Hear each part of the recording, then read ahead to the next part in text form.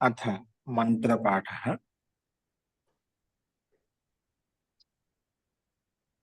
ॐ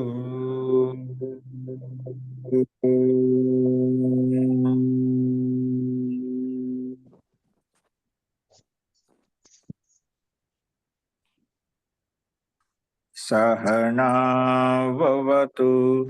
सहनौ भुनक्तु सह वीर्यं करवावहै तेजस्विनावधीतमस्तु मा विद्विषावहै। ॐ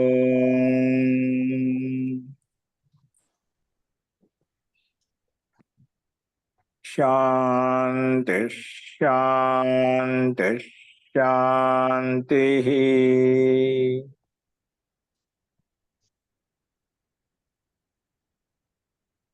सर्वेभ्यो नमः। అందరికీ నమస్కారం అండి. మనము వేదాంత దర్శనంలో 2వ అధ్యాయంలో 1వ పాదం చూస్తున్నాము. అందులో నిన్న 31వ సూత్రం వరకు మనం చెప్పుకున్నాం. విషయం ఏమిటంటే, మనకు పరమాత్మ సృష్టిని ఉత్పన్నం చేయడానికి ఎటువంటి సహాయం తీసుకోడు. పరమాత్మ కేవలం ప్రకృతిని మాత్రమే తీసుకొని ఈ జగత్తును, ఈ బ్రహ్మాండాన్ని సృష్టిస్తాడు అని ప్రస్తావించుకున్నాం. ఎందుకంటే ఆత్మనీచ ఏవం విచిత్రాశ్చ, పరమాత్మ సర్వశక్తివంతుడు, సర్వవ్యాపకుడు, సర్వజ్ఞుడు, సర్వాంతర్యామి కాబట్టి, సర్వగుణ సంపన్నుడు కాబట్టి, అనేక గుణాలు ఆ పరమాత్మలో ఉన్నాయి కాబట్టి ఆ పరమాత్మ ఎవరి సహాయం లేకుండా, బాహ్యోపకరణం లేకుండా కూడా కేవలం ప్రకృతిని తీసుకొని భిన్న భిన్న రకాలుగా పరిణమిస్తున్నాడు అని చెప్పుకున్నాము. ఒకవేళ ఈ విషయాన్ని పరమాత్మ యొక్క శక్తి సామర్థ్యాన్ని స్వీకరించకపోతే స్వపక్ష దోషాచ, నీ పక్షంలో కూడా దోషం వస్తుంది. ప్రకృతి స్వతంత్రమైంది, ప్రకృతి స్వతంత్ర కారణం, ప్రకృతి స్వయంగా నిర్మించబడుతుంది అన్నట్లయితే అదే ప్రశ్న నువ్వు మా మీద ఏదైతే ప్రశ్నించావో అదే ప్రశ్న నీ మీద కూడా వస్తుంది, నీ మాట నువ్వే ఖండించుకున్నట్టు అవుతుంది. కాబట్టి ఆ దోషం స్వతంత్ర కారణంగా తీసుకున్నప్పుడు ప్రకృతిని అక్కడ ఏ సాధనం సహాయం లేకుండా ప్రకృతి ఎలా తయారైంది అనే దోష ప్రసక్తి వస్తుంది. కాబట్టి పరమాత్మ సృష్టి నిర్మించడం నిమిత్త కారణంగా ఉండి ప్రకృతి యొక్క సహాయం చేత ప్రకృతిని సహాయంగా తీసుకొని ఈ సృష్టి నిర్మించాడని చెప్పి విషయాన్ని చెప్పుకున్నాం. ఎందుకంటే ప్రకృతిలో ఆ సృష్టిని నిర్మించడానికి, జగత్తును తయారు చేయడానికి ఆ శక్తి సామర్థ్యం అంతా ఆ ప్రకృతిలో విద్యమానంగా ఉంది, విరాజమానంగా ఉంది. ఆ యోగ్యత ప్రకృతికి ఆ సత్తా ఉంది. కాబట్టి సత్తా ఉంది కాబట్టి మనకు ఇక్కడ 30 సూత్రంలో సర్వోపేతాచ, సర్వోపే అంటే ఆ సమస్త గుణాలతో యుక్తమై ఉంది. అంటే ఇప్పుడు మనకి ఏవైతే సాధనాలు కనిపిస్తున్నాయి బ్రహ్మాండంలో అవన్నీ కూడా ప్రకృతి అంతర్గతంలోనే వచ్చేస్తాయి. కానీ భిన్నంగా మన ప్రకృతికి తయారు చేయడానికి పరమాత్మకు అన్ని వేరే సహాయం అంటూ, ఏదే సాధనం అంటూ, ఉపకరణం అంటూ ఏమీ అవసరం లేదు. ఓన్లీ ఒక ప్రకృతిలోనే అనేక సాధనాలు ఇక్కడ విద్యమానంగా ఉన్నాయి. అందుకే వేరే పదార్థం కానీ ఏదో ఉపకరణం కానీ అవసరం లేదు అని చెప్పి చెప్పుకున్నాం. ఎందుకంటే సర్వోపకరణ యుక్తాచ అస్తి, ప్రకృతి ఉపాదాన కరణ ప్రకృతి అయితే ఉందో దీంట్లోనే ఆకాశము, కాలము, దిశలు ఇవన్నీ కూడా వీటి అంతర్గతంలో ఉన్నాయి అనేది మనకు తద్దర్శనాత్. ఎందుకంటే మనకు సర్వోపకరణత్వ ప్రతిపాదనాత్, ఎందుకంటే అన్ని ఉపకరణాలతో యుక్తమైందని చెప్పి అనేక చోట్ల ప్రతిపాదించుకున్నాము. అలాగే సాంఖ్య శాస్త్రంలో ప్రకృతి తత్పరివార ప్రతిపాదక దర్శన శాస్త్రాత్ అని చెప్పి పరివార సహితంగా మనం ప్రస్తావించుకున్నాం. అది మన పైన చెప్పుకున్న నిన్న అంత్యంలో ప్రకృతిర్ మహాన్ మహతో అహంకార అహంకార తన్మాత్రాన్ని తన్మాత్రేభ్య పంచ తన్మాత్రేభ్య పంచభూతాన్ని అంటే స్థూల భూతాన్ని, పంచేంద్రియాన్ని, పంచ జ్ఞానేంద్రియాన్ని, మనః, ఇవన్నీ కూడా క్రమంగా ఉత్పన్నమవుతాయి. ఇవన్నీ ప్రకృతికి ఆ శక్తి ఉంది కాబట్టి, ఆ సామర్థ్యం ఉంది కాబట్టి ఇవన్నీ వీటి యొక్క పరివారం మొత్తం సంపూర్ణంగా ఇవన్నీ ఒకదాని తర్వాత ఒకటి తయారవుతూ వచ్చాయన్నమాట.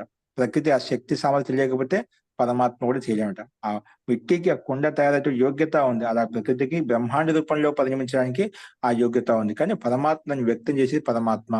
ఉపాదాన రూపి ప్రక్రియను తీసుకొని పరమాత్మ వ్యక్తం చేశాడు అని చెప్పుకున్నాము. కాబట్టి పరమాత్మ సృష్టి నిర్మించడంలో ఒక ప్రకృతి సహాయంగా ఉంటే చాలు అని బ్రహ్మాండాన్ని సృష్టించగలుగుతాడు అనే వేరే సాధనాలు ఉపకరణాలు ఎటువంటి అవసరం లేదని చెప్పి విషయాన్ని మనం ప్రస్తావించుకున్నాం. ఇలా చెప్పిన తర్వాత ఇదే విషయంలో మళ్ళీ పూర్వపక్షిగా ప్రశ్నిస్తూ అందులో సమాధానం చెప్పబడింది. పూర్వపక్ష యొక్క అభిప్రాయాన్ని వ్యక్తం చేయబడింది, దానికి సమాధానం కూడా చెప్పబడింది. అదేంటో మనము ఇప్పుడు ప్రస్తావించుకుందాం. అలాగే ఇప్పుడు చెప్పిన పాఠంలో ఇప్పుడు నేను చెప్పిన పాఠంలో ఎవరికైనా ఏమైనా ఇంకా సందేహం ఉందా?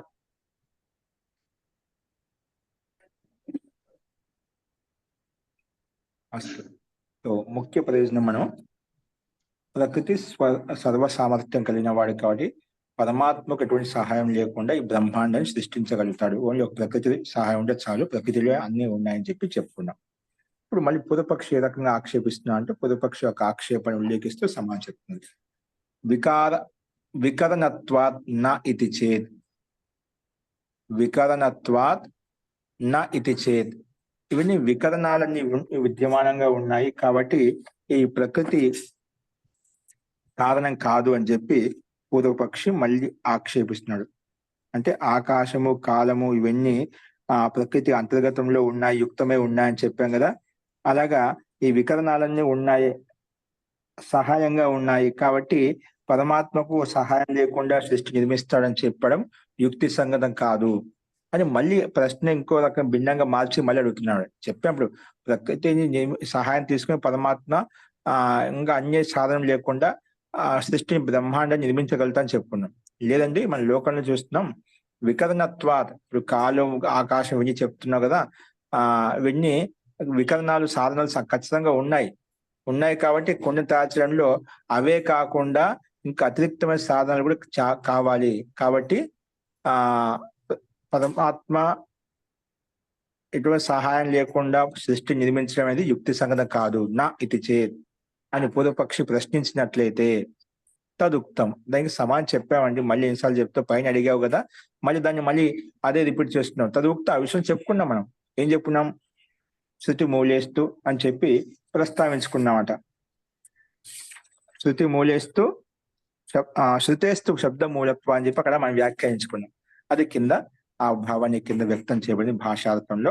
చూడండి, వికరణత్వాత్ న ఇతి చేత్, అస్తు పైన చెప్పిన ప్రకృతి ద్వారా ఇవన్నీ ప్రకృతికి ఆ సామర్థ్యం ఉంది, ప్రకృతి నుంచి ఈ బ్రహ్మాండం తయారైందని చెప్పాం. అస్తు అయినప్పటికీ తావత్ ప్రకృతిత, ఆ ప్రకృతి నుంచి కాల ఆకాశాది సాధన సంపన్న, అలాగే అంటే కాలము ఆకాశము ఇవన్నీ మన భూతాలు ఏవైతే అవన్నీ క్రమంగా తీసుకోవచ్చు ఆది శబ్దం చేత. సాధన సంపన్నమై ఉన్నాయట. ప్రకృతి నుంచి కాలము ఆకాశం మొదలైనవి సాధన సంపన్నమైనటువంటి, అలాగే దండ చక్రాది సహిత మృత్తికా ఇవ, ఇప్పుడు మృత్తికలతో పాటు మట్టితో పాటు కొండ తయారు చేయడానికి దండం కావాలి, చక్రం కావాలి, అలాగే అనేక నీళ్లు కావాలి, ఇంకా దానికి సంబంధించినవి ఏవైతే ఉపయోగించుకుంటామో కొండను తయారు చేయడం, ఇవన్నీ కూడా ఆ మృత్తికాకు సమానంగా ఈ బ్రహ్మాండాన్ని ఉత్పత్తించడంలో ప్రకృతి నుంచి కాలము ఆకాశాలు ఇవన్నీ సాధన సంపన్న కావాలి. ఎలాగంటే మృత్తికాకు సమానం. మృత్తిక అంటే మట్టితోటి ఏ విధంగా దండము చక్రము నీళ్లు ఇవన్నీ సహాయంగా ఉన్నాయో, అలాగా ఇక్కడ కూడా ప్రకృతిలో కూడా ఇవన్నీ కావాలి, సహాయంగా ఉండాలి అని చెప్పి పూర్వపక్షి ఆక్షేపిస్తున్నాడు. ఇలాగే మృత్తికాకు సమానం ఏ విధంగా అవసరమో, పరంతు దండ చక్రాది సహిత మృత్తికాకు సమానంగా, కానీ పరంతు మృత్తికాత, ఆ మృత్తిక నుంచి అంటే మట్టి నుంచి ఘట రచన అంటే మట్టి నుంచి కుండను తయారు చేయడంలో, ఒక మట్టిని తీసుకొని కుండను తయారు చేయడంలో ఘట రచనే కుంభకారుడు అంటే కుండలు తయారు చేసేవాడు హస్త నేత్రాదీని కరణాన్ని భవంతి. కేవలము ఆ దండము చక్రము ఆ నీళ్లు అవే కాదు, ప్రకృతి తయారు చేయడానికి కుంభకారునికి ఏం చెప్పినాము, ఆ మట్టితోటి దండ చక్రం సహాయంగా ఉంటాయని చెప్పినాం. ఆ దండ చక్రము ఇవి ఒకటే సహాయం కాదు, మట్టి నుంచి కుండను తయారు చేయడంలో కుంభకారుని యొక్క నేత్రాలు కూడా అవి కూడా సాధనాలే కదా. ఆ కళ్ళు ఉపయోగపడుతున్నాయి, చేతులు ఉపయోగపడుతున్నాయి, చేతులు సహాయం లేకుండా చేయగలుగుతారా? కేవలం దండము చక్రము కేవలం ఉన్నాయి, మట్టి ఉంది, అయిపోతుందా? కాదు. ఆ నిమిత్తకారుడు అయినటువంటి కుంభకారుడు అతని యొక్క కథనములు అంటే సాధనాలు కూడా ఉపయోగపడుతున్నాయట. అది కూడా చెప్తున్నాడు. కుంభకారుని యొక్క హస్తపుడు అంటే సహజంగా వీటి అంత ఇప్పుడు ఎందుకు ఈ మాట చెప్పాల్సింది విన్ని కుంభకారుడు అన్నప్పుడు కుంభకారునిలో అంతర్గత ఉపకరణలు మొత్తం విద్యమానంగా ఉన్నాయి. కానీ పొదుపక్షిని విడదీసి వేరువేరుగా చూసి చెప్తున్నా అన్నమాట. ఇప్పుడు కుంభకారుడు నిమిత్తం అని చెప్పిన తర్వాత కుంభకారంలోనే అంతర్గతంలో ఇవన్నీ కాళ్ళు, చేతులు, పాదాలు, నేత్రాలు అవన్నీ ఉపకరణ సాధనలు ఉన్నాయి. దాంతో పాటు అవినాభావ సంబంధంతో ఉన్నాయి, వేది కాదు కదా. అయినప్పటికీ కూడా ఇక్కడ కుంభకార ప్రశ్నకలు తల అడుగుతున్నామట. కుంభకారస్య హస్త నేత్రాదీని కరణాన్ని భవంతి యై స మృత్తికాతో ఘటం నిర్మాతి. కుంభకారుడు కేవలము దండము, చక్రం ఇవే కాకుండా ఆ కుంభకారుని యొక్క హస్తములు, నేత్రాలు ఇవన్నీ కూడా ఆయన ఉపకరణాలు సహాయపడుతున్నాయి. దాని ద్వారా వాటి ద్వారా స మృత్తికాత మట్టి నుంచి ఘటం నిర్మాతి కుండను తయారు చేస్తున్నాడు. అలా అంటే కుంభకారుని యొక్క కాళ్ళు, నేత్రములు, హస్తములు ఇవన్నీ ఉపయోగపడుతున్నాయి కదా. అలాగా నచ తథ హస్త నేత్రాదిమాన్ పరమాత్మ, కానీ పరమాత్మకు అలాగా కళ్ళు గాని, చేతులు గాని, కాళ్ళు గాని ఇవన్నీ ఏం లేవు. ఆయన ఎలా తయారు చేస్తాడు? కుండను తయారు చేయడానికి దండా చక్రం ఒకటి కాదు కదా. ఆ కుంభకారంలో ఉన్నటువంటి నేత్రములు, కాళ్ళు, చేతులు ఇవన్నీ సాధనలు కూడా ఉపకరణలు ఉపయోగపడుతున్నాయి. అలా పరమాత్మ అలా లేడు కదా. పరమాత్మకు కాళ్ళు, చేతులు ఇవన్నీ, నేత్రాలు ఇవన్నీ చూడడానికి ఏం లేవు కదా ఈ బ్రహ్మాన్ని తయారు చేయడానికి. నచ తథా హస్త నేత్రాదిమాన్ పరమాత్మకు ఆ చేతులు, కళ్ళు ఇవన్నీ ఏమి లేవు. కింటు తస్య అకరణత్వం ప్రతిపాదితే. ఇంకా ఏం చెప్తున్నా అంటే లేవని కాదు, ఆ పరమాత్మకు లేవని చెప్పి మనకు శాస్త్రము చెప్తుందన్నమాట. తస్య అకరణత్వం, పరమాత్మకు ఎటువంటి కరణములు లేవు, ఎటువంటి సాధనములు లేవు, ఎటువంటి ఉపకరణములు లేవు అని శాస్త్రం ప్రతిపాదిస్తుంది. శాస్త్రం తస్య అకరణత్వం అంటే పరమాత్మ ఎటువంటి కరణములు లేవు అంటే సాధనములు లేవు. ప్రతిపాద్యతే ఎక్కడ? శృతి శాస్త్రంలో, వేద శాస్త్రంలో మనకు వేదానుకుల గ్రంథాల్లో మనకు ప్రతిపాదించబడుతుంది. ఎక్కడ ప్రతిపాదించబడింది అంటే యజుర్వేదం యొక్క మంత్రం, మనకు ప్రసిద్ధమైన మంత్రం సపర్యగాత్ శుక్రం అకాయం అవ్రణం అష్నావీరం అపాప విద్య అని చెప్పి ఇది విశాలంగా మంత్రం ఉంది. దీంట్లో మనకు ముఖ్య బిందు తీసుకున్నాం. సపర్యగాత పరమాత్మ అంతటా ఉంటూ శుభ్రంగా ఉంటూ, అకాయం కాయరహితమైనటువంటి ఎటువంటి శరీరం లేనటువంటి వాడు, ఆ చక్షుష్కం కళ్ళు లేనటువంటి వాడు, అశ్రోత్రం చెవులు లేనటువంటి వాడు, వాక్కు లేనటువంటి వాడు, అమనః మనస్సు లేనటువంటి వాడు అని చెప్పి మనకు శాస్త్రం ప్రత్యక్షంగా చెప్తుంది. అటువంటి కళ్ళు, చేతులు, కాళ్ళు ఇవన్నీ లేని వ్యక్తి ఈ బ్రహ్మాన్ని ఎలా తయారు చేయగలుగుతా అండి? ఈ సృష్టిని ఎలా తయారు చేస్తాడు? కుంభకారుని ఉదాహరణ తీసుకుని చెప్తున్నావా? కుంభకారుడు దండా చక్రం తయారు చేసేసాడా? అతను కళ్ళు, చేతులు ఇవన్నీ ఉపయోగపడ్డాయి అక్కడ అతనికి. అలా పరమాత్మకు ఉన్నాయా? అక్కడ ఎలా చెప్పగలుగుతున్నావు పరమాత్మ సృష్టిని నిర్మించాడని చెప్పి అని పూర్వపక్షి ఇంకా పరమాత్మకి ఎటువంటి లేవని చెప్పి స్పష్టంగా ఇక్కడ మనకు మంత్రం చెప్తున్నామట. ఆ పరమాత్మ ఎటువంటి శరీరం లేదు, ఎటువంటి కళ్ళు, చేతులు ఇవన్నీ ఏమి ఉండవు అని చెప్పి, మనసు ఉండదు, చెవులు ఉండవు, వాక్కు ఉండదు, ఇవన్నీ ఏమి ఉండవు అని చెప్పి మనకు మంత్రం స్పష్టంగా చెప్తుంది. అయితే ఆ చక్షుష్కం, ఆ శ్రోత్రం, అవాక్, అమనః ఇవన్నీ ఏం లేవు పరమాత్మకి. స ఏవం హస్తాది కరణరహిత సన్, ఇలాంటి కరణాలతో చేతులు, కళ్ళతో లేనటువంటి రహితంగా ఉంటూ, కథం ప్రకృతి జగత్ రూపే పరిణమయేత్, అటువంటిప్పుడు ఈ కాళ్ళు, చేతులు, కళ్ళు లేకుండా ఈ సృష్టిని ఎలా నిర్మించగలుగుతాడు, ఎలా పరిణమించగలుగుతాడు ఆ పరమాత్మ? ఇవన్నీ ఉంటే నిర్మించగలుగుతాడు, ఇవన్నీ లేవు కదా పరమాత్మలో. కథయతి పరిణమయేత్ ఇది చేత్ కథయేత్ తరిహి, అంటే ఈ రకంగా ఏమైనా ప్రశ్నించినట్లయితే, చెప్పినట్లయితే తరిహి నైవం ఏవం సమ్యక్, అలాగా ప్రశ్నించడం యుక్తి సంగతం కాదు. పరమాత్మకు కుంభకానికి ఏ విధంగా అయితే కాళ్ళు, చేతులతోటి కుండను తయారు చేయడం సహాయంగా ఉపకరణాలు ఉన్నాయో, అలాగా పరమాత్మకు కాళ్ళు, చేతులు, కళ్ళు ఇవన్నీ లేకపోయినా, మనసు ఇవన్నీ లేకపోయినా కూడా తయారు చేయగలుగుతాడు. నువ్వు అసలు ఈ రకంగా చెప్పడమే నైవ శక్యం, ఏవం సమ్యక్, అది ఉచితం కాదు. చెప్ప ఆ విషయాలు చెప్పడము, అలాగాను ఖండించడం ఉచితం కాదు, సమీచీనం కాదు, మంచిది కాదు. ఎందుకంటే తదు ఉక్తం, ఆ విషయంలో ముందు అనేకసార్లు చెప్పుకున్నాం. అవన్నీ లేకపోయినప్పుడు కూడా ఆ పరమాత్మ సర్వవ్యాపకుడు, సర్వజ్ఞుడు, సర్వశక్తిమంతుడు అన్ని చూస్తాడని చెప్పి అనేకసార్లు చెప్పుకున్నాం. తదు ఉక్తం, మళ్ళీ అదే ప్రశ్న ఎందుకు అడుగుతున్నాం అని తదు ఉక్తం అని ఒక మాట చెప్పేసాం. మళ్ళీ మాటి ఎందుకు అడుగుతాం? తదు ఉక్తం, అదంతా ఏం ప్రశ్నకు సింపుల్ తద్ ఉక్త ఆ విషయం ముందు చెప్పుకున్నామని చెప్పాడు. ఎక్కడ చెప్పుకున్నా సంకేత రూపంలో చెప్తున్నాడు. తత్తు ఉక్తమేవా అది చెప్పుకున్నాం, ముందే చెప్పుకున్నాం. శృతేస్తు శబ్ద మూలత్వాత్. శృతి అంటే వేదానికి గ్రంథాలు ఏవైతే ఉన్నాయో, ఉపనిషత్తులు ఏవైతే ఉన్నాయో, దర్శన శాస్త్రాలు ఏవైతే వీటన్నిటికి మూలం శబ్దం. శబ్దం అంటే వేదం మూలం అనమాట. వేదంలో మనకు ప్రమాణం, వేదం ప్రమాణంగా చెప్పబడింది కాబట్టి వేదంలో చెప్పబడింది మనకు సత్యం యథార్థంగా భావించి మనం స్వీకరిస్తాం. అందుకే శృతేష్టు అంటే వేదానికి గ్రంథాలు ఏవైతే ఉన్నాయో వాటిని కూడా శబ్ద మూలం. శబ్దం అంటే వేదం, వేదం మూలం. ఆ వేదంలో మనకు ప్రతిపాదించబడింది. అదే విషయాన్ని భావాన్ని చెప్పారు ఇక్కడ. శృతి అత్ర ప్రమాణం. ఎందుకంటే శృతి ఎక్కడ మన ప్రమాణం అన్నమాట. శబ్ద మూలత్వం. ఎందుకు ప్రమాణం అంటే శబ్ద మూలత్వం అంటే వేద మూలం కాబట్టి, వేదంలో ఉన్నాయి కాబట్టి, వేదం దీనికి ఆధారం కాబట్టి, వేదమే కారణం కాబట్టి. యత్ శబ్దం ఆహా తదస్మాకం ప్రమాణం. ఏది శబ్దం అంటే ఏదో వేదం చెప్పిందో మనకు అది ప్రమాణం. యత్ శబ్దమాహ తద్ అస్మాకం ప్రమాణం. వేదంలో ఏది చెప్పబడిందో అది మనకు ప్రమాణం. ఇది వేదానికి కూడా శృతి గ్రంథాలు, స్మృతి గ్రంథాలు మనకు చెప్తున్నాయి, ఉపనిషత్తులు చెప్తున్నాయి, అనేక గ్రంథాలు చెప్తున్నాయి మనకు, అనుకూల గ్రంథాలు, వేదానుకూల గ్రంథాలు. కాబట్టి యత్ శబ్దమాహ తద్ అస్మాకం ప్రమాణం, అది మనకు ప్రమాణము. అందుకే కథనహీన సన్ అపి, ఆ పరమాత్మ కథనములు అంటే సాధనములు, ఉపకరణములు లేనప్పటికీ కూడా కథనహీన సన్ అపి పరమాత్మ కథన శక్తిమాన్ అస్తి. అంటే కథనములతో యుక్తమైన శక్తి కలిగిన వాడు. లేకపోయినా కూడా ఆ కథనముల ద్వారా ఏదైతే మనం పని చేయగలుగుతామో అలాంటి శక్తి సంపన్నుడు ఆ పరమాత్మ.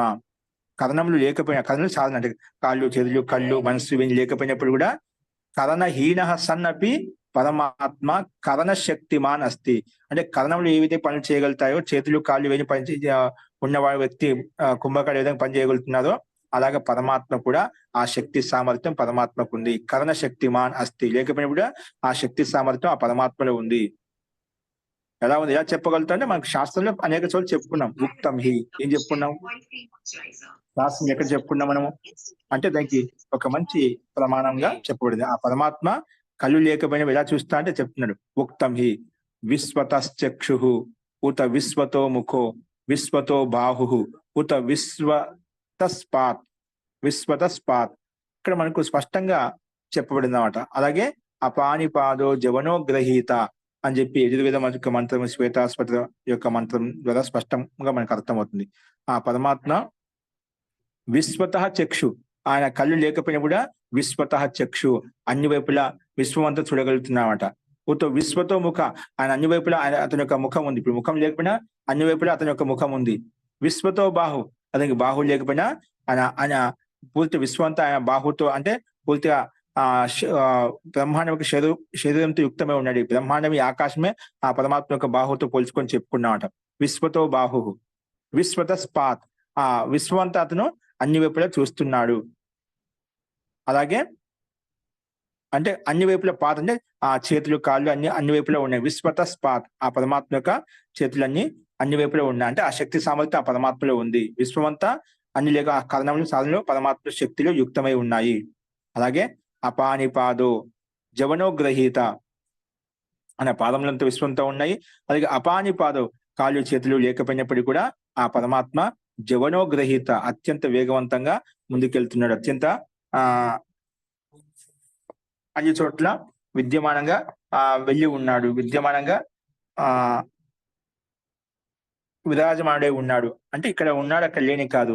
జవనో గ్రహీత అంటే అత్యంత వేగవంతుడు, అన్ని చోట్ల వెళ్ళి ఉన్నాడన్నమాట. అంటే ఇక్కడ ఆ పరమాత్మ లేని స్థితి లేదన్నమాట. విశ్వం అంతా ఆ పరమాత్మ అన్ని చోట్ల, ఎక్కడ నువ్వు పరిగెత్తడానికంటే ముందే ఆ పరమాత్మ పరిగెత్తి ఉన్నాడట. ఆ పరమాత్మ అంతటా విద్యమానమై ఉన్నాడు, విరాజమానుడై ఉన్నాడు, వ్యాపక రూపంలో అంతటా వ్యాపించి ఉన్నాడు. కాబట్టి ఇక్కడ మనకి వేద మంత్రమే, ఋగ్వేదం, యజుర్వేదం యొక్క మంత్రాంశాలే మనకు స్పష్టంగా చెప్తున్నాయి. కాబట్టి ఆ పరమాత్మకు కళ్ళు, చేతులు, వాక్కు, మనసు లేకపోయినప్పుడు కూడా, సాధనాలు లేకపోయినప్పుడు కూడా ఆ విశ్వమంతా ఆ పరమాత్మ చూడగలుగుతున్నాడు. అన్ని వైపులా అతనికి శక్తి సామర్థ్యం యుక్తమైనటువంటి సామర్థ్యం చేతన ఆ పరమాత్మ అన్ని ఇవన్నీ కుంభకాడు ఏ విధంగా సాధనలు చేయగలుగుతున్నాడో పరమాత్మ ఇవన్నీ లేకపోయినప్పుడు కూడా ఇవన్నీ చేయగలుగుతున్నాడు. కాబట్టి ఇలాగ పరమాత్మకు సాధనాలు అవసరం లేదు. లేకపోయినప్పుడు కూడా సర్వశక్తిమంతుడు, ఆ శక్తి సామర్థ్యం ఆ పరమాత్మలో ఉంది. అందుకే సర్వశక్తిమంతుడు, సర్వవ్యాపకుడు, సర్వాంతర్యామి అని చెప్పి అనేక గుణాలు మనం చెప్పుకున్నాము అని చెప్పి ఇక్కడ సిద్ధాంతి సమాధానం చెప్పాడనమాట.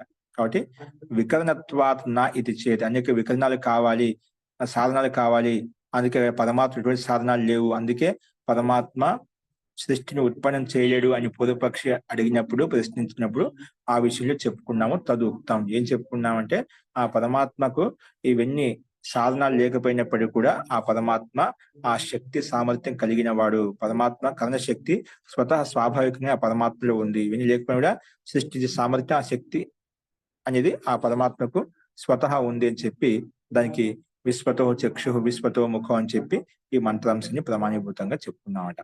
అస్తు ఇది 31వ సూత్రం యొక్క అభిప్రాయం అన్నమాట. అలా చెప్పిన తర్వాత అంతటితో ఆగలేదు. పైన చెప్పాడు పరమాత్మకు ఈరోజు సాధనాలు లేక సృష్టి దర్శించలేనప్పుడు లేదు, లేకపోయినా రచించగలుగుతాడు ఆ శక్తి సామర్థ్యం అని చెప్పి చెప్పుకున్నాం. ఇప్పుడు మళ్ళీ ఏమంటున్నా అంటే పూర్వపక్షి ప్రశ్నకర్త శంకిస్తున్నాడు, మరి సందేహిస్తున్నాడు. ఏంటి? నా ప్రయోజనవత్వా, ఇక్కడ ఆ పరమాత్మకి ఏ ప్రయోజనం ఉంది సృష్టి నిర్మించడంలో? ఇప్పుడు ఎవరైనా ఒక పని చేస్తున్నాడంటే ఏదో ఒక ప్రయోజనం ఉంటుంది. ఏదో ఒకటి ప్రయోజనం లేకుండా మూర్ఖుడైన కూడా ఏ పని చేయడం ఏదో ప్రయోజనం ఖచ్చితంగా ఉంటుంది. ఇక్కడ పరమాత్మ పరిపూర్ణమైన వాడు, నువ్వే చెప్తున్నావు సర్వశక్తి మంత్రులు చెప్పి, కానీ పరిపూర్ణంగా ఉన్నప్పుడు ఏ ప్రయోజనం లేకపోతే ఎందుకు పని చేస్తాడు? ఇక్కడ ఎందుకు సృష్టి నిర్మిస్తాడు? అంటే ప్రయోజనం లేదు పరమాత్మకి. ఎందుకు పరమాత్మ అంటే దీంట్లో అంత ఆ ఇరుకులు పడతా అన్నట్టుగా ఆ ప్రశ్నకర్త అడుగుతున్నాడు. ఆ పరమాత్మకు ప్రయోజనం ఏంటి ఇక్కడ? పరమాత్మ పరిపూర్ణ స్వయం శక్తివంతుడు, అన్ని రకాలుగా సమర్థవంతంగా ఉన్నాడు. కాబట్టి పరమాత్మకి ఎటువంటి ప్రయోజనం లేదు. ఎందుకంటే లోకాలను చూస్తున్నాం, ఎవరైనా ఏ పని చేసినా ఏ కర్మ చేసినా ఏదో ప్రయోజనం ఉంటే చేస్తాడు. అట్లా పరమాత్మ ఎటువంటి ప్రయోజనం లేదు, ప్రకృతితో ఎటువంటి సంబంధం లేదు. నా నిషేధించామట, నేను చెప్పింది కరెక్ట్ కాదు. ఎందుకంటే ప్రయోజనవత్వాత్ నా అంటే ఎటువంటి ప్రయోజనం లేదు కాబట్టి ఆ పరమాత్మ సృష్టికి కర్త కాదు, సృష్టిని నిర్మించలేదు అన్నట్టుగా పూర్వపక్షి ఆక్షేపించాడు. చూడండి భాషలో, నా పరమాత్మను జగత్ కర్తృత్వం సిద్ధ్యతి, పరమాత్మ జగత్కి కర్త సిద్ధించదు, కర్త అని చెప్పి సిద్ధించబడేదన్నమాట. పరమాత్మ జగత్కి కర్త కాదు. కుతః ఎందుకు కాదండి? ప్రయోజనవత్వాత్.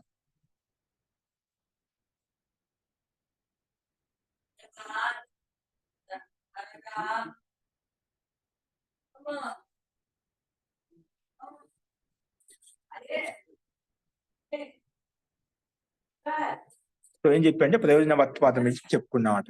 ఎందుకంటే యద్ యద్ యత్ ఖలు కర్తృత్వం దృశ్యతే, మనకైతే కర్తృత్వం కనిపిస్తుందో,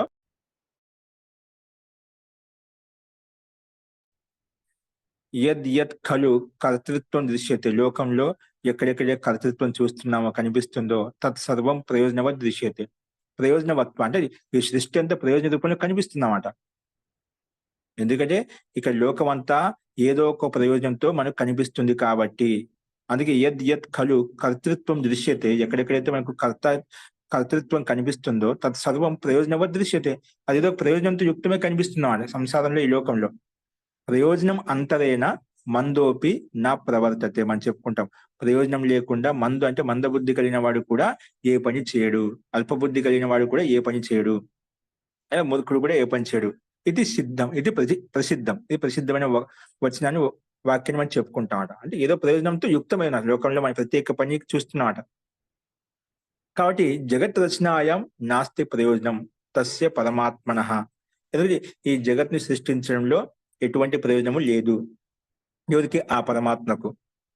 ఎందుకు లేదంటే అకామత్వ, పరమాత్మ కామన లేదు. మనం చెప్పిన ఆ పరమాత్మ కామన రహితమైనటువంటి వాడని చెప్పుకుంటాం కదా. అకామత్వాత్ నిత్య తృప్తత్వాత్, ఎందుకంటే కామన రహితమైనటువంటి ఎటువంటి కామన లేదంట. ఆ పరమ ఏదైనా తక్కువ ఉంటే కదండి కామన, నాకు కోరిక ఉంటే దీంట్లో పరిపూర్ణంగా ఉంటే అది కామన కోరిక ఉంటున్నమాట. ఆ పరమాత్మ అకామత్వం, ఎటువంటి కామన లేదు. నిత్య తృప్తత్వాత్, ఎందుకు నిత్య తృప్తంగా ఉన్నామట, తృప్తి చెంది ఉన్నాడమాట, నిరంతరంగా తృప్తిలో ఆనందంలో పరిపూర్ణంగా ఉన్నామట. నిత్య తృప్తుడు అంటే ఎల్లప్పుడూ ఆనంద రసంతో యుక్తమై ఉన్నాడు. అది నిత్యం ఎప్పుడు ఒకే రసంలో, అఖండ రసంలో నిత్యానంద రూపంలో ఉంటాడు ఆ పరమాత్మ. ఎటువంటి కామన లేదు. కాబట్టి అటువంటి కామన లేని వ్యక్తి ఏ కామన తోటి ఇక్కడ సృష్టిని రచించగలుగుతాడు, సృష్టిని ఉత్పన్నం చేయగలుగుతాడు. అందుకే జగత్ రచనాయం నాస్తి ప్రయోజనం, జగత్ను సృష్టించడంలో ఎటువంటి ప్రయోజనం పరమాత్మకు లేదు. ఎందుకంటే అకామత్వాత్ ఎటువంటి కామన లేదు కాబట్టి నిత్య తృప్తత్వ, ఎప్పుడు నిత్యం తృప్తితో ఆనందంగా పరిపూర్ణంగా ఉన్నాడు కాబట్టి. ఇప్పుడు ఈ మాట ఎలా తెలుస్తుంది మనకు? ఎక్కడ వచనం ఉందా అంటే అథర్వవేదం యొక్క వచనంలో స్పష్టంగా వేదంలో చెప్పబడింది. ఉక్తం హి ఎక్కడ చెప్పుకున్నాం? అకామో ఆ పరమాత్మ కామన రహితమైన అకామో కామన రహితమైనటువంటి వాడు. ధీరః ధీరుడు. అమృతః అమృత స్వరూపుడు. స్వయంభూ అంటే స్వయం స్వయంభూ అన్నమాట. స్వయం ఆయన ఈ అన్నిటికీ ఆ పరమాత్మ స్వయంభూ. రసేన్ తృప్తః అంటే పరిపూర్ణ ఆనందంతో రసంతో తృప్తి చెంది ఉన్నాడు. నా కుతశ్చ నూనః. నా కుతశ్చ ఊనః అన్నమాట. నా కుతశ్చోన నోనః అంటేది అది ఊనః శబ్దం అంట. అంటే ఎక్కడ కూడా తక్కువ లేదు. అంటే ఎక్కడో లోపం లేదు. ఇది తక్కువ, ఇది ఎక్కువ అని చెప్పినది. నా కుతశ్చ ఊనః అంటే ఎక్కడ కూడా కొంచెం తక్కువ అని లేదనమాట. అన్నిట్లో పరిపూర్ణంగా ఉన్న తృప్తి చెంది ఉన్నామట. ఎక్కడ కూడా ఎటువంటి ఇది ఉంది, ఇది లేదని లేదనమాట. ఆ పరమాత్మ ఎక్కడ కూడా ఏమి ఇది లేదని లేదు. అలాగా ఎందుకంటే పరిపూర్ణమైనటువంటి వాడు అఖండ స్వరూపుడు. రసైన తృప్త అంటే రసం అంటే అమృతంతో ఆనందంతో తృప్తి చెంది ఉన్నాడనమాట. నా కుతశ్చ ఎక్కడ కూడా ఆ పరమాత్మలో తక్కువ ఎక్కువ అని ఎక్కడ లేదనమాట. అంత పరిపూర్ణ నిండి ఉన్నాడు. అందుకే ఇక్కడ మనకు అథర్వవేదం యొక్క స్పష్టంగా అథర్వవేద మంత్రం చెప్పబడింది అన్నమాట. అలాగే ఆనంద రూపం అమృతం యద్విభాతి ఆ పరమాత్మ ఎల్లప్పుడూ ఆనంద రూపమైనటువంటి అమృత రూపమైనటువంటి యద్విభాతి తెలుసుకోమని చెప్పి మనకు ముండోకోపనిషత్తులో ఒక వచనం చెప్పుకున్నమాట.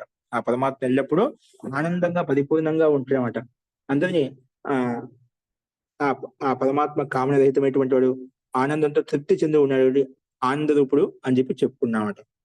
ఆనంద రూపం అమృతం యద్విభాతి అందుకే ఆ పరమాత్మ ఆనంద రూపుడు, ఎల్లప్పుడూ ఆనందంతో యుక్తుడై ఉంటాడని చెప్పి మనం విషయాన్ని ప్రస్తావించి యద్విభాతి ఆ రకంగా తెలుసుకుంటున్నారు. అటువంటి తత్వాన్ని తెలుసుకోవాలని చెప్పి మనకు శాస్త్రాలు కూడా బోధిస్తున్నాయి.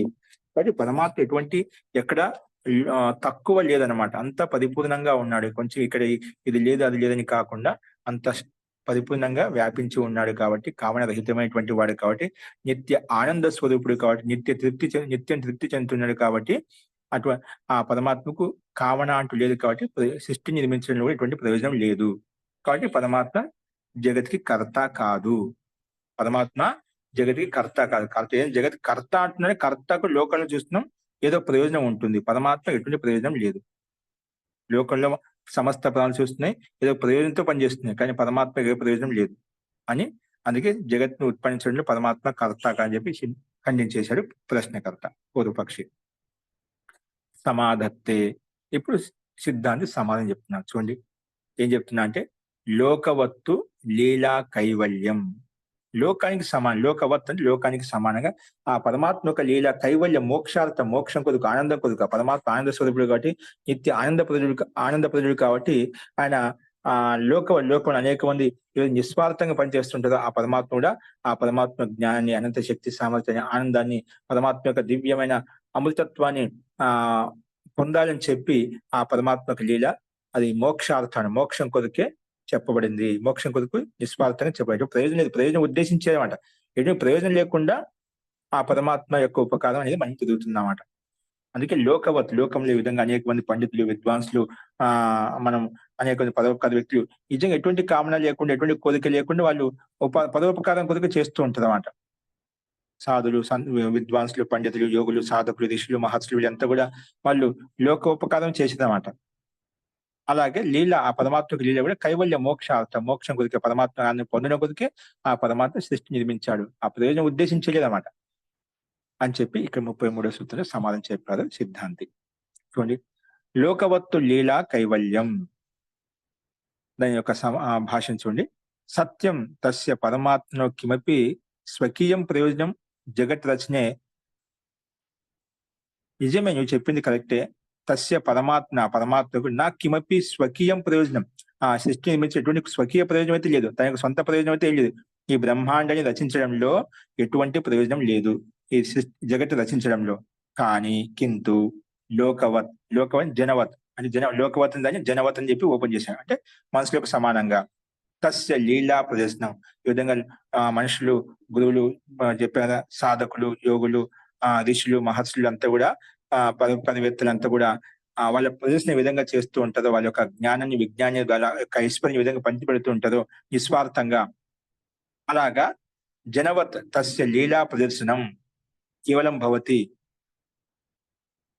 ఈ విధంగా ఆ లీలా ప్రదర్శన విధంగా కేవలం నిస్వార్థంగా చేయబడుతుందో ఎలాగంటే దానికి ఉదాహరణ చూపించి యథాహి మహాత్మనః స్వ ప్రభావ ప్రదర్శనం లోకహితార్థం కుర్వంతి. మహాత్మా వ్యక్తులు, మహాన్ వ్యక్తులు, ఆ మహాన్ పురుషులు, దేవతలు ఎవరైతే ఉన్నారో స్వప్రభావ దర్శనం, తన యొక్క ప్రభావాన్ని, తన యొక్క సామర్థ్యం, తమ యొక్క జ్ఞానాన్ని, తమ యొక్క జ్ఞాన విజ్ఞానాన్ని, తమ యొక్క శక్తిని ఏదో లోక హితార్థం కురవంతి, లోకం హితం కొరకు చేస్తూ ఉంటుందన్నమాట. అంటే మహాత్ములు, మహాపురుషులు ఈ విధంగా మనకు ఆ మహాన్ వ్యక్తులు ఇంతవరకు మనం చూస్తున్నామో, చెప్పుకుంటున్నామో, వారి యొక్క గుణాలను మనం రోజు స్మరించుకుంటున్నాం. అటువంటి మహాన్ వ్యక్తులు లోక హితార్థం కురవంతి, లోక హితం కొరకే వాళ్ళు చేసినమాట.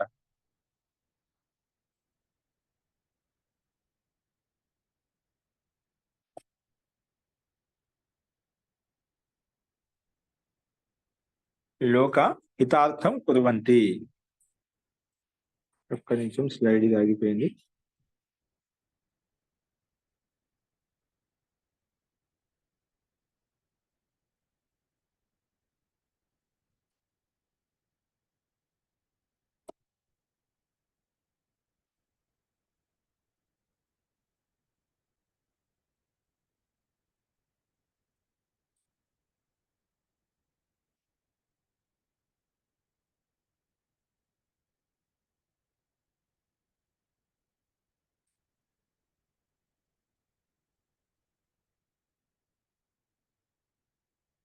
శ్రీతి మహోదయ. జీ ఇప్పుడు కనిపిస్తుందండి. తో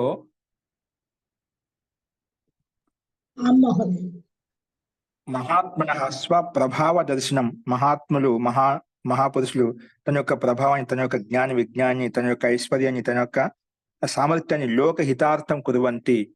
నా స్వార్థం గురించి చేయదు. మహాన్ వ్యక్తులు, మహాపురుషులు అంతా దేవి దేవతలు చెప్పుకుంటున్నాము, అనేక ఇతిహాసం చెప్పుకున్న రామాయణ మహాభారతాలు అనేక మహాపురుషులు మనకు లోకోపకారం కొరకు చేసేదన్నమాట. నా స్వార్థం కొరకు చేయలేదన్నమాట. తథ అలాగే పరమాత్మ జగత్ రచించి కర్తృత్వాది స్వప్రభావ దర్శనం లోకవత్ కరోతి. ఆయన యొక్క కర్తృత్వాది అంటే జగత్ రచించి ఆయన కర్తృత్వాది స్వప్రభావ ప్రదర్శనం, అతని యొక్క జ్ఞాన విజ్ఞాని శక్తి సామర్థ్యాన్ని కూడా ఏ విధంగా లోకంలో వాళ్ళకున్న శక్తి సామర్థ్యాన్ని ఏ విధంగా జనహితార్థం ఏ విధంగా ప్రయోగించారో అలాగే ఆ పరమాత్మ ఇంకా సర్వశక్తివంతుడు కాబట్టి సంపూర్ణ ఐశ్వర్యం కలిగిన వాడు కాబట్టి తన యొక్క స్వప్రభావాన్ని ప్రదర్శించాడు. ఎవరి కోసం ప్రదర్శించాడంటే లోకంలో ఏ రకంగా జనంలో ఏ రకంగా ప్రదర్శించారో అలాగే పరమాత్మ కూడా ప్రదర్శించాడు.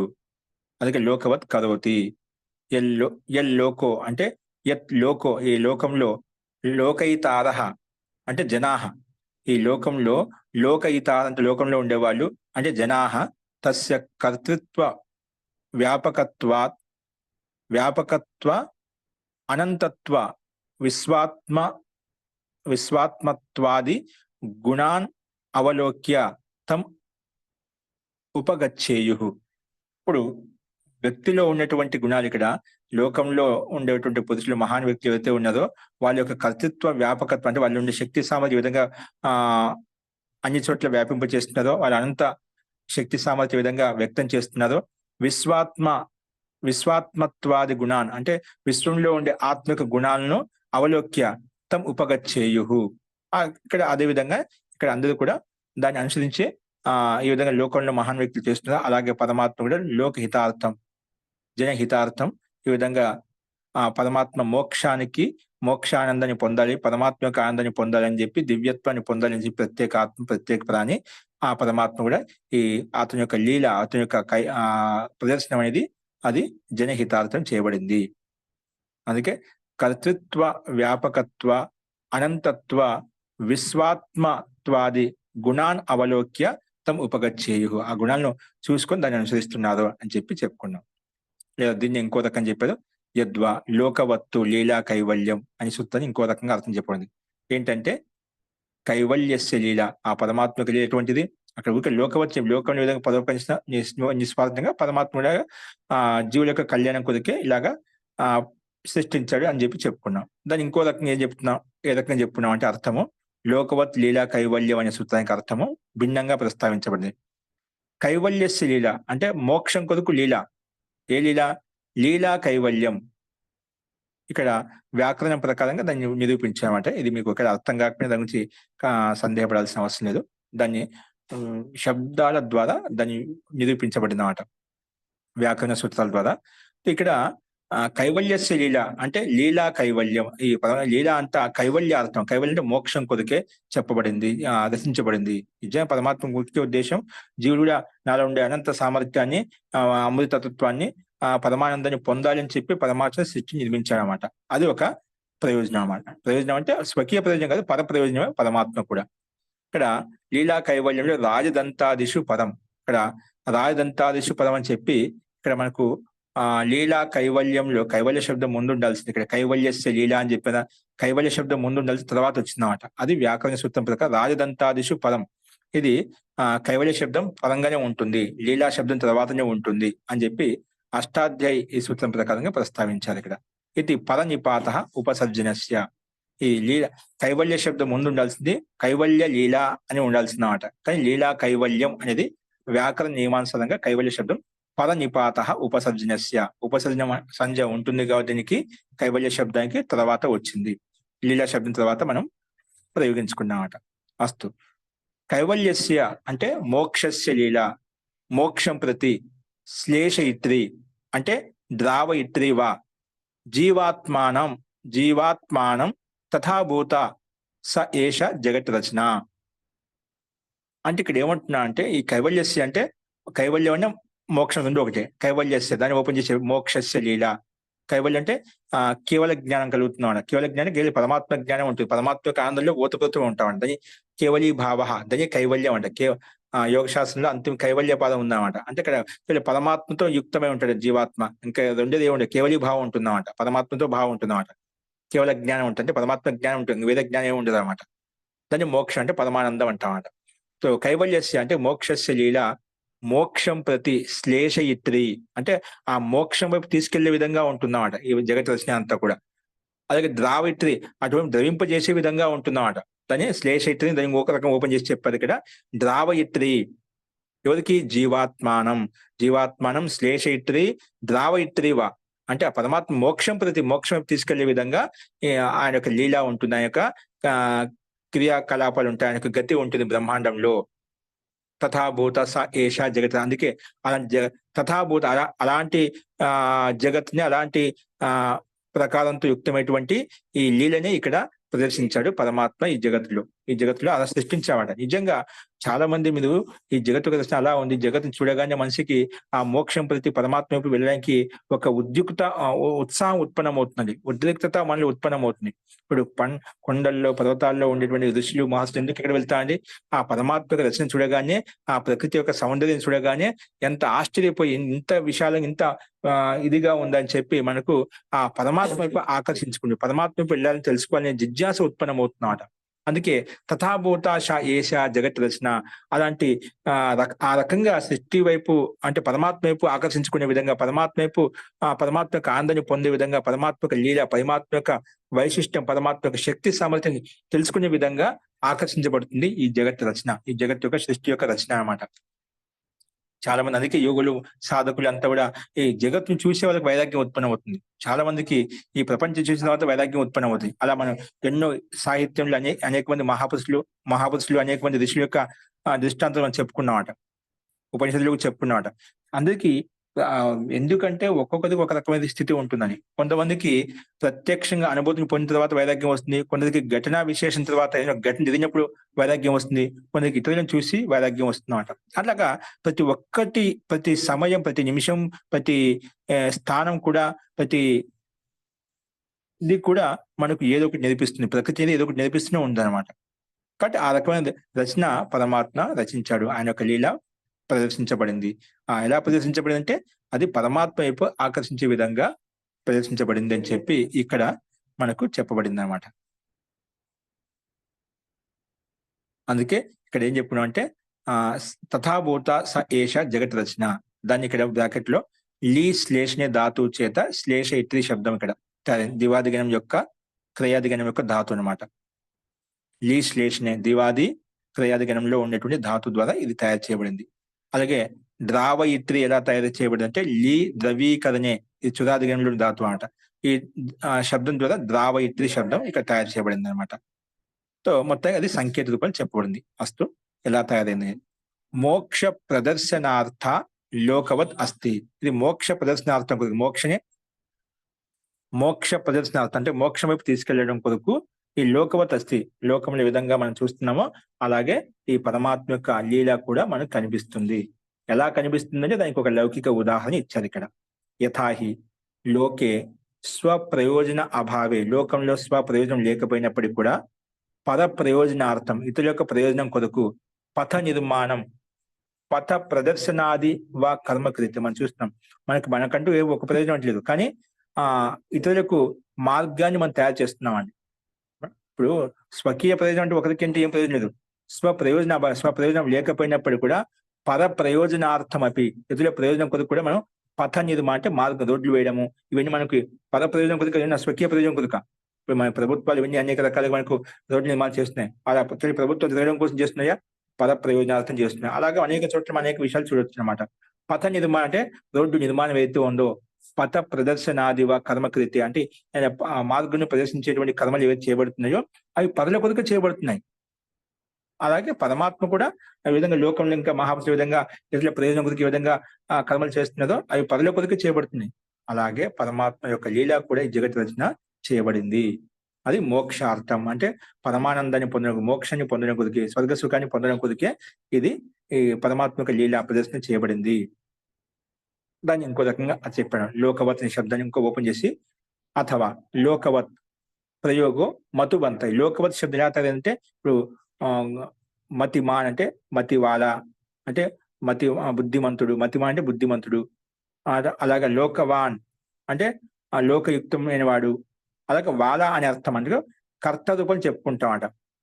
గతిమాన్ గతివంతుడు, ధనవాన్ ధనవంతుడు, భాగ్యవాన్ భాగ్యవంతుడు. అలాగే లోకవాన్ లోకవంతుడు అని అంటాం కదా, ఆ రకంగా ఇది అలాంటి అర్థంలో ఈ ప్రత్యయం వస్తున్నాడు. అంటే లోకవత్తులో వత్తు కనిపిస్తుంది కదా, అది వత్తు ప్రత్యయం. శబ్దము ప్రత్యయం కలిస్తే, మూల శబ్దము ప్రత్యయం కలిస్తే ఒక అర్థం వస్తున్నాడు, విశేషమైన అర్థం వస్తున్నాడు. ఇక్కడ లోకవత్ ప్రయోగం మతుబంత అంటే మత్తు ప్రత్యయం తెచ్చుకున్నాం. ఆ మత్తు ప్రత్యయానికి అనుబంధం లోపం చేస్తే వత్తు మిగులుతుందన్నమాట. ఆ వత్తు ఇక్కడ లోకవత్ శబ్దంలో కనిపిస్తుందన్నమాట. లోక శబ్దానికి మత్తు ప్రత్యయం కలిపినట్లయితే దానికి వత్తు వచ్చిందన్నమాట. అది శబ్దం ఎలాగ వచ్చింది అంటే ఆ రకంగా, అంటే అది ప్రయోజనవంతమైంది. ప్రయోజనం వాళ్ళ అంటే లోకవత్, లోకంలో ఏ విధంగా ప్రయోజనవంతమైందో అలాగే పరమాత్మ యొక్క సృష్టి రచన కూడా ప్రయోజనవంతమైంది అని చెప్పడం ఇక్కడ ఆ ఉద్దేశంలో లోకవత్ శబ్దం కూడా చెప్తుంది. మనకు శబ్దమే అలాంటి అర్థాన్ని బోధిస్తుంది అని ఆ సంకేతం ఇక్కడ వ్యాకరణం యొక్క అంశం చెప్పబడింది అన్నమాట. అస్తు తథ అలాగే తదా జగత్ రచనం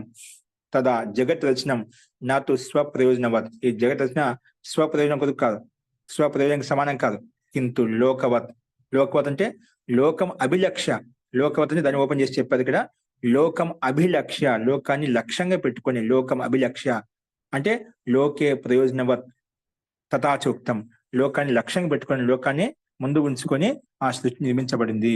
ఇప్పుడు లోకాన్ని ముందు పెట్టుకునే విధంగా అనేక మంది పరోపకారం చేస్తూ ఉంటుందో, దాన పుణ్యకర్మలు చేస్తుంటుందో, ఏ విధంగా అయితే ప్రయోజనం ఉద్దేశించి ఎవరికి ఏం కావాలన్నా ఆ రకమైన ఆవశ్యకత పూర్ణలు చేస్తూ ఉంటుందో, అలాగే పరమాత్మ కూడా సమస్త ప్రాణుల యొక్క ప్రయోజనం మోక్ష ప్రాప్తి, ఆనంద ప్రాప్తి. కాబట్టి అది దృష్టి పెట్టుకొని, దాన్ని అభిలక్ష్యంగా పెట్టుకొని ఈ సృష్టిని నిర్మించాడు, సృష్టిని తయారు చేశాడు అని చెప్పి ఇక్కడ మనకు వ్యక్తం చేయబడింది అన్నమాట. అందుకే లోకవత్ అంటే లోకం అభిలక్ష, లోకాన్ని ముందుంచుకొని లోక ప్రయోజనవత్, లోకం యొక్క ప్రయోజనం కొరికే తథాచూక్తం అలాగా చెప్పబడింది. అందుకే తస్య ఆత్మానుగ్రహ అభావేపి అంటే ఆ పరమాత్మకి ఆత్మానుగ్రహం అంటే స్వయంగా ఎటువంటి ఆత్మ అంటే స్వార్థం ఏం లేదన్నమాట. తస్య ఆత్మానుగ్రహ అభావేపి లేకపోయినప్పటికీ కూడా భూతానుగ్రహ, భూతాన్ని సమస్త ప్రాణుల యొక్క ఉపయోగం కొరకు, సమస్త ప్రాణుల యొక్క అనుగ్రహం కొరికే ఈ సృష్టి నిర్మించబడింది. భూతానుగ్రహ ప్రయోజనం, ఆ పరమాత్మ యొక్క ప్రయోజనం అంటే సమస్త భూతను అనుగ్రహించడమే, సమస్త భూతులకు మోక్షాన్ని ఇవ్వడమే ఆ పరమాత్మ యొక్క ప్రయోజనము. అంటే తస్య ఆత్మానుగ్రహ అభావేపి, ఆ పరమాత్మకు స్వకీయ స్వార్థం అంటే స్వకీయ ప్రయోజనం అంటే ఏం లేదన్నమాట. భూతానుగ్రహ ప్రయోజనం, సమస్త ప్రాణులకు మోక్షాన్ని ఇవ్వడమే ప్రయోజనము. పరమాత్మ ఎందుకు పరిపూర్ణమైనటువంటి వాడే పరమాత్మకే అవసరం. కానీ సమస్త భూతాల నాలో ఉండే ఆనందాన్ని, పరమానందాన్ని, అలాగే వైభవాన్ని, జ్ఞాన విజ్ఞాని అనంత శక్తి సామర్థ్యాన్ని జీవులు కూడా అనుగ్రహాన్ని పొంది ఆ రకంగా సుఖాన్ని, ఆనందంగా ఉండాలని చెప్పి ఆ ప్రయోజనం కొరికే పరమాత్మ సృష్టి నిర్మించాడు. అంతేగాని పరమాత్మకు ప్రయోజనం అంటూ ఏది లేదు అనేది ఇక్కడ మనం అర్థం చేసుకుని అదే విధంగా సూత్రం యొక్క వ్యాఖ్యానం చెప్పబడింది అన్నమాట. ఫస్ట్ ఇది ఈ సూత్రం యొక్క అభిప్రాయం. ఇప్పుడు చెప్పండి, ఇప్పుడు చెప్పిన సూత్రంలో సందేహాలు ఉన్నాయా? ఇక్కడ తస్య ఆత్మాను అనుగ్రహ అభావే అన్న దగ్గర అంటే పరమాత్మకి స్వయంగా ఏమీ లక్ష్యం లేదు అని అర్థం మహోదయ. తస్య ఆత్మానుగ్రహ అభావే, పరమాత్మకు ఆత్మ స్వరూపం. పరమాత్మ వాస్తవంగా ఇక్కడ ఆయనకు అటువంటి స్వార్థం లేదు, ప్రయోజనం లేదు అన్నమాట. తన ఆత్మకు ఎటువంటి అనుగ్రహ అంటే ఎటువంటి అనుగ్రహం లేకుండా, అనుగ్రహం స్వార్థం లేకుండా, ఎటువంటి ప్రయోజనం లేకుండా, అనుగ్రహ అభావేపి లేకపోయినప్పటికి కూడా ఎందుకు చేస్తుందంటే భూతాల యొక్క అనుగ్రహం కొరికే. తన అనుగ్రహం అంటే లేదు, తన ప్రయోజనం అంటే లేదంట. ఉన్నప్పటికీ కూడా సమస్త ప్రాణులకు అనుగ్రహం కొరికే, ఈ సమస్త భూతాల అనుగ్రహ ప్రయోజనం కొరికే ఆ పరమాత్మ సృష్టి నిర్మించాడు. దానికి లోకవత్ అని చెప్పి ఎందుకు చెప్పంటే, లోకంలో మన అనేక మంది మహాపురుషులు చాలా మంది మన యథాశక్తి, ఎవరికి శక్తి కొద్ది వాళ్ళు మనం పరోపకారం చేస్తున్నామట, నిస్వార్థం చేస్తున్నాం. వాళ్ళు ఏదో ప్రయోజనం ఉద్దేశించి చేయడం లేదన్నమాట. కరెక్టే, లోకంలో ఏదో ప్రయోజనంతో చేస్తామట. ఆ ప్రయోజనం ఏంటి? లోకంలో ఏదైనా ప్రయోజనం ఉద్దేశించిందంటే ఆ జీవులు కూడా సుఖంగా సంతోషంగా ఉండాలనే ఉద్దేశంతో మనం పరోపకారం చేస్తున్నామట. అలాగే లోకవత్ లీల, ఆ పరమాత్మ లీల కూడా కైవల్యార్థం. లోకంలో ఏ విధంగా చూస్తున్నా అలాగే లీలా కైవల్యం అంటే పరమాత్మ యొక్క లీల కైవల్యం అంటే మోక్షార్థం, మోక్ష సుఖార్థం అని చెప్పి ఇక్కడ ఆ పరమాత్మ స్వకీయ ప్రయోజనం లేకపోయినప్పటికీ కూడా, ఆత్మానుగ్రహం లేకపోయినప్పుడు కూడా భూతానుగ్రహం ప్రయోజనం. భూతాలకు సమస్త ప్రాణులను మోక్షం వైపు తీసుకెళ్ళడమే ప్రయోజనం. అందుకే పైన చెప్పుకున్నదా, కైవల్యస్యం అంటే మోక్షస్య లీల, ఆ మోక్షం లీల మోక్షం ప్రతి శ్లేషయిత్రి, మోక్షం తీసుకెళ్లేటువంటిది అన్నమాట. ద్రావయిత్యం, మోక్షం కలిగించేటువంటిది అన్నమాట. అంటే ఆ రకమైన వైరాగ్యం వచ్చినప్పుడు అటువంటి ఆ వైపు పూర్తిగా తల్లీనం అయిపోతాం, అందులో బాగా ద్రవించిపోతాం అన్నమాట. అందుకే జీవాత్మానం తథాభూత స ఏషా జగత్, జీవాత్మకు అటువంటి తీసుకెళ్లడం కొరికే ఈ జగత్ యొక్క రచన చేయబడింది అని చెప్పి మనకు ఈ రకంగా స్పష్టంగా చెప్పబడింది. వస్తు మహోదయ, మీరు ఇప్పుడు మనకి కొన్ని విషయాలు ఇవన్నీ విన్న తర్వాత కొన్ని విషయాలు ప్రత్యేకంగా ఒక దృష్టి కనిపిస్తుంది మహోదయ. అంటే ఇప్పుడు మనం ఏదైనా ఒక స్థల విశేషం చూసినప్పుడు అక్కడ ఆ పరమాత్మ తలుగా రచన చూడడం కొంచెం అలవాటు అవుతున్నది మహోదయ. మీరు చెప్పడం దాన్ని బట్టి ఆ స్థల విశేషానికన్నా ఆ పరమాత్మ రచన అక్కడ చూడడం అనేది చేయాలి అన్న ఒక భావన కలుగుతుంది మహోదయ. ఇది ఎవరి దగ్గరైనా మన దగ్గర జ్ఞాన విజ్ఞానం ఉందంటేనే అది నిజంగా ఎప్పుడు ఉపయోగపడుతుందండి? మన దగ్గర జ్ఞాన విజ్ఞానం అది మనం వ్యక్తం చేసినప్పుడే అది నిరూపించబడుతున్నమాట. నీ దగ్గర జ్ఞాన విజ్ఞానం దగ్గర నీలోనే ఉంటే అది తెలుస్తున్నమాట. అది 10 మందికి పంచినప్పుడే ఆ ఇతరులకు జ్ఞానం ఉందని చెప్పి తెలుస్తున్నమాట. ఏదైనా భౌతిక వస్తువున దాంట్లో ఆ సత్తా, యోగ్యత ఉందని ఎప్పుడు వ్యక్తం అవుతుంది? దాన్ని నిరూపించుకునే దాంట్లో ఆ సత్తా బయటకు వచ్చినప్పుడు మనం తెలుస్తున్నమాట. అలాగే పరమాత్మ అనంత శక్తి సామర్థ్యం కలిగిన వాడు. ఆ పరమాత్మ అలాగే ఎందుకుంటాడండి? ఆ పరమాత్మ జ్ఞాన విజ్ఞానం ఈ రకంగా జగత్తు రచించాడు కాబట్టి ఆ పరమాత్మ శక్తి సామర్థ్యం మనకు కనిపిస్తున్నాడు. ఆ పరమాత్మ నేను పూర్ణానంద స్వరూపుణ్ణి, నాకెందుకని కూర్చోండి, ఇదంతా పరమాత్మ జ్ఞాన విజ్ఞానం తెలిసేదా? ఏ మహాపురుషుడైనా లోకంలో కూడా చూస్తామో తన దగ్గర జ్ఞాన విజ్ఞానం ఉందనుకోండి, శక్తి సామర్థ్యం ఉందనుకోండి, ఆ శక్తి సామర్థ్యం ఖచ్చితంగా ఉపయోగిస్తాడు, ఇతరులకు అది వ్యక్తం చేస్తాడట. అది ధనం కావచ్చు, ఐశ్వర్యం కావచ్చు, విద్య కావచ్చు, ఏదైనా శక్తి సామర్థ్యాన్ని ఇతరుల కొరికే ఉపయోగిస్తాడు. ఏ మహాపురుషుడు ఖాళీ ఉండండి. ఖాళీ ఇతిహాసం తీసుకున్నా కూడా ఏ మహాపురుషుడు కూడా ఒక సెకండ్ కూడా వ్యక్తం చేయడండి. నిజంగా ఒక జ్ఞాని వ్యక్తి, సాధక వ్యక్తి, మహాన్ వ్యక్తి, మహాపురుషులు వ్యర్థంగా ఒక క్రియాకలాపం కూడా, వ్యర్థంగా ఒక వచనం కూడా చెప్పాలన్నమాట. అంత కటిబద్ధంగా ఉంటదన్నమాట. సృష్టిలో జరిగినట్టు ప్రత్యేక నిమిషంను కూడా అంత చక్కగా ఉపయోగించుకుంటుందన్నమాట. మహాన్ వ్యక్తులు ఎప్పుడు వ్యర్థంగా కాలక్షేపం చేయదన్నమాట. అది సామాన్య మనం మూర్ఖులకు మన- మనం మాత్రమే మనం వ్యసనంగా మన నిజ మారిపోతుంది కానీ మన నిజ జీవితంలో గురువు గారు మన నిజ జీవితంలో ఇప్పుడు తమరు లాంటి వారు, అట్లాగే గురువులు చాలా మాకు చిన్మయానంద్ వారు అని అట్లా గురువులు దయానంద సార్ ఇట్లా అందరూ వారు అదొక మనకి ఆదర్శము. మీరు ఇదంతా దీన్ని బట్టి అర్థం చేసుకోవడానికి. అలాగా మనకి విన్ని మన ప్రత్యక్ష పరోపకారం ఏ ఉద్దేశం లేదంటే అది జ్ఞాన విజ్ఞానం పోయి సుఖంగా ఉండకు. జ్ఞానం ఎందుకంటే సుఖం కొరకు అంట. జ్ఞానం ఉందంటే ప్రకాశం ఉందంటే మనం ఈ సంసారంలో అవిద్య అంధకారాన్ని తొలగించుకొని సుఖంగా సంతోషంగా ఉండగలిగితే ఆ ప్రయోజనం అంట ముఖ్య ఉద్దేశం. మనం అలా ఉన్నాం, ఆ మార్గంలో ఉన్నాం కాబట్టి మీరు కూడా ఆ మార్గంలో ఉండాలి, అంతే ప్రయోజనం. అలాగే పరమాత్మ ఇంకా అందరికీ అనంత సామర్థ్యం కలిగిన వాడు కాబట్టి ఆ రకంగా మనకు తన జ్ఞాన విజ్ఞానం ప్రదర్శన. అందుకే అనేక చోట్ల వేద మంత్రాల్లో నేను ఇలాగే ఆనందంతో పరిపూర్ణంతో యుక్తమైన మోక్షాంతో కలిగి ఉన్నాను, మీరు మోక్షని పొందండి, నా దగ్గర ఇది ఉంది తీసుకోండి అంటే నా దగ్గర ఉంది గొప్ప చెప్పుకుంటున్నా పరమాత్మ. ఒకసారి చాలా అలా అంటుంది. ఇప్పుడు నా దగ్గర ఏముందని తెలియాలి కదా, మన దగ్గర ఏముంది, మన శక్తి సామర్థ్యము ఎలా తెలుస్తుంది? ఆ పరమాత్మ స్వయంగా చెప్తేనే కదా. అందుకే వేదంలో అనేక చోట్ల సందర్భాలు వచ్చాయి. ఏంటంటే పరమాత్మ నన్ను తెలుసుకోండి, నాకు రండి అని ఏదో ఒక నాస్తికుడు ఎలా ప్రశ్నించామాట. అది చెప్పుకోవడం ఏంటి? మరి నా దగ్గర ఇంత ఉంది అంత ఉందని చెప్పి పరమాత్మ చెప్పుకోవడం లేదు.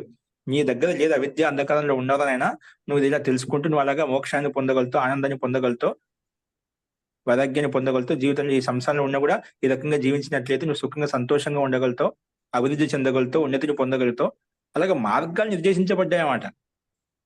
ఒక మార్గం చూపించబడిందన్నమాట, పథ ప్రదర్శన చేయబడిందన్నమాట.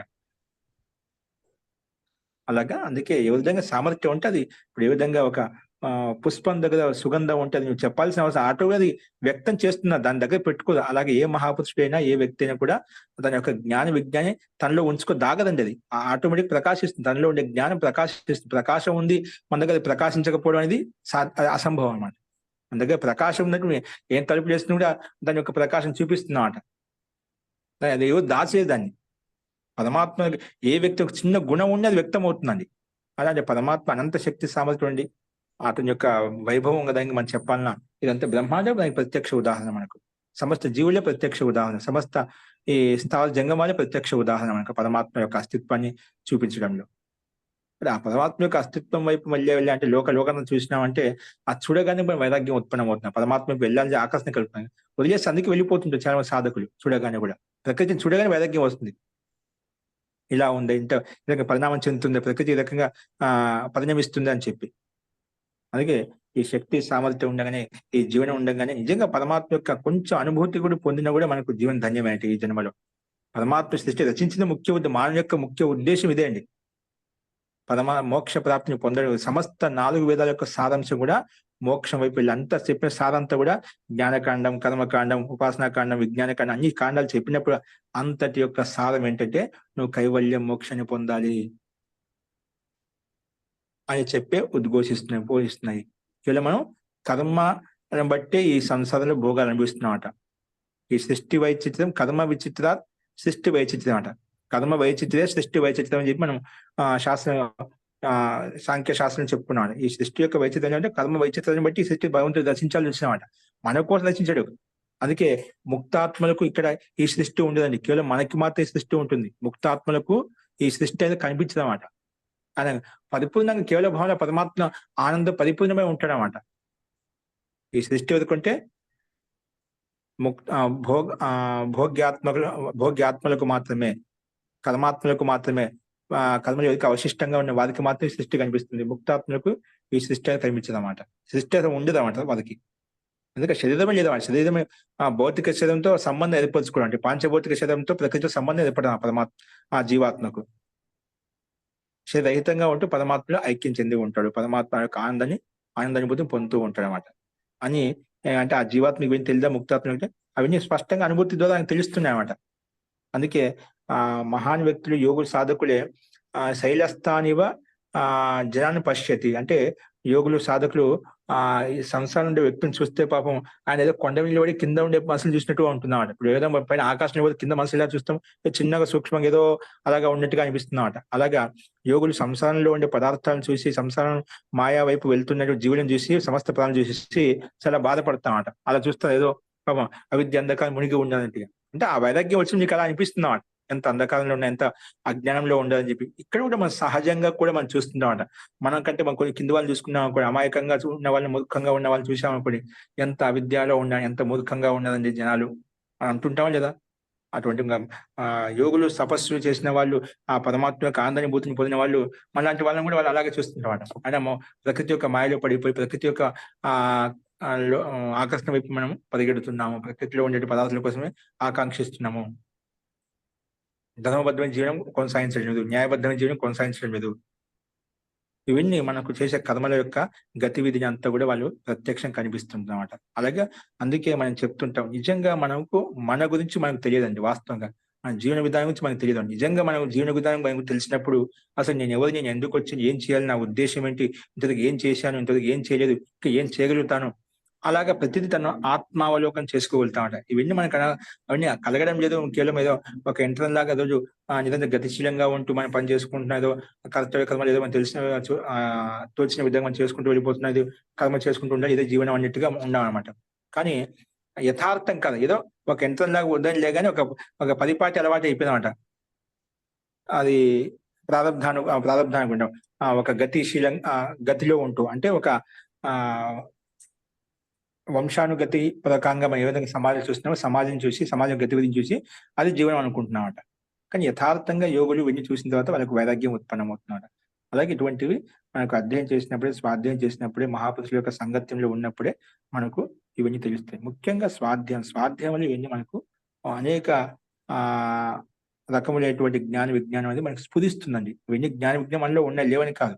అది ఆలంబన కలిగినప్పుడు అలాంటి తత్వాలు మనకన్నీ కూడా బోధనలోకి వస్తాయి కాబట్టి అటువంటి వ్యక్తుల యొక్క సాంగత్యం నీకు కలుగుతుంది. అటువంటి వ్యక్తుల్ని వెళ్లి వెతుక్కోగలుగుతావు. అటువంటి వ్యక్తులు నీకు సాన్నిధ్యంలో నీ దగ్గరికి వచ్చేస్తామట. ఇది నేను చెప్పింది కాదు. మహర్షి పత్ని చెప్తున్నారు. స్వాధ్యాయ ఇష్ట దేవతాః రమంతే. స్వాధ్యాయం చేత ఇష్టదేవతలు నిన్ను వెతుక్కుంటూ వస్తాయి. నువ్వు అతని దగ్గరికి వెళ్ళిపో. సహజంగా జరిగిపోతాయి అవన్నీ కూడా.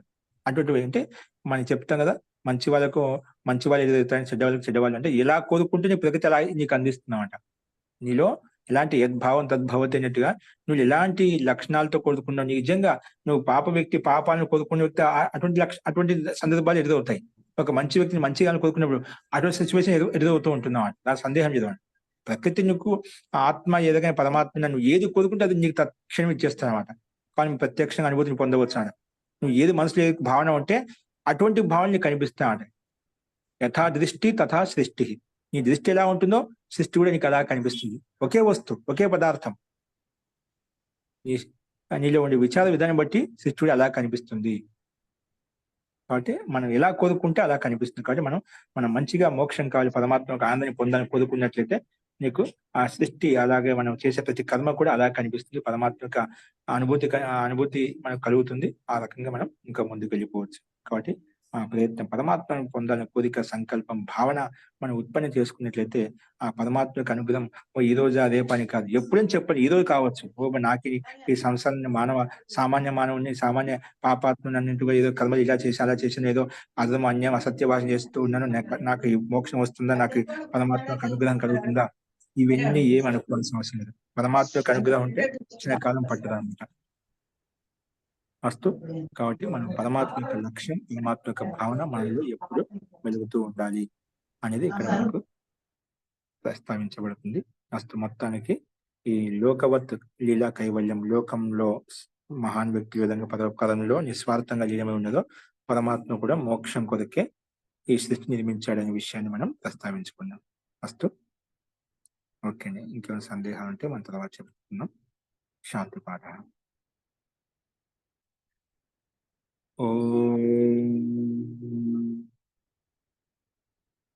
సర్వే భవంతు సుఖినః, సర్వే సంతు నిరామయాః, సర్వే భద్రాణి పశ్యంతు, మా కశ్చిత్ దుఃఖభాగ్ భవేత్. శాంతి శాంతి శాంతి. సర్వేభ్యో నమః. అందరికీ నమస్కారం అండి. నమస్తే మహోదయ.